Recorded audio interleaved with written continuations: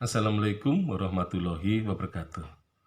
Bupati Sujiman Mertadirja Ganda Subrata yang memilih kota Purwokerto sebagai ibu kota kabupaten yang baru ini diusulkan kepada Residen Banyumas Huls, ya. Dan Huls ternyata menerima, ya, usulan itu.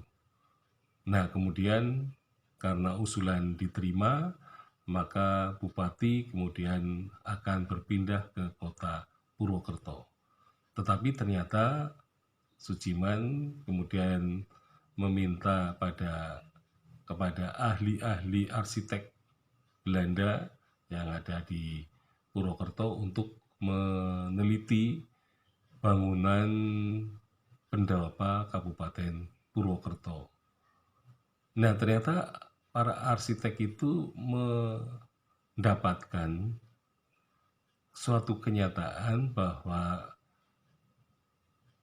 bangunan pendopo Kabupaten Purwokerto itu tiang-tiangnya, jadi banyak tiang-tiangnya yang sudah keropos. Nah, sehingga bisa tanpa disadari pada saat-saat tertentu, ya, pendopo itu bisa roboh dengan sendirinya. Nah, tentu saja kekhawatiran akan robohnya pendopo Kabupaten Purwokerto ini menjadikan Bupati Sujiman kemudian membongkar seluruh bangunan itu. Nah, karena ia pun merasa tidak nyaman, ya, ketika mendengar berita itu. Nah, jadi pembongkaran pendopo Kabupaten Purwokerto itu karena memang ini merupakan produk bangunan yang tergesa-gesa. Artinya dalam masyarakat Jawa ketika seorang bupati membangun rumah dan pendopo, tentu saja akan menggunakan bahan-bahan bangunan yang berkualitas.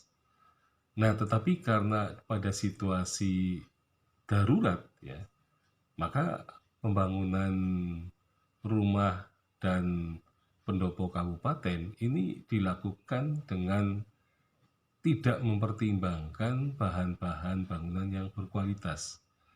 Yang penting bangunan itu ada dan bisa digunakan atau dimanfaatkan. Nah, inilah yang menjadikan pendopo Kabupaten Purwokerto ini yang bernasib, ya, tidak bisa bertahan lama, maka kemudian pendopo itu memang harus dibongkar.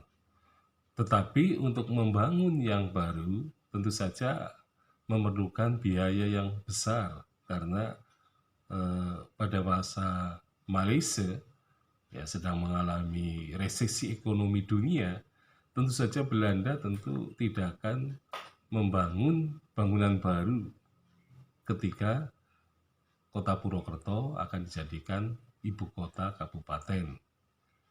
Nah, kemudian Sujiman berpikir bahwa jika ia pindah ke Purwokerto, maka di Banyumas ada pendopo yang menganggur, ya. Nah, karena posisinya menganggur, maka pendopo itu bisa dipindahkan sekalian ke Purwokerto sehingga ia tidak atau pemerintah kolonial tidak menanggung pembangunan pendopo baru.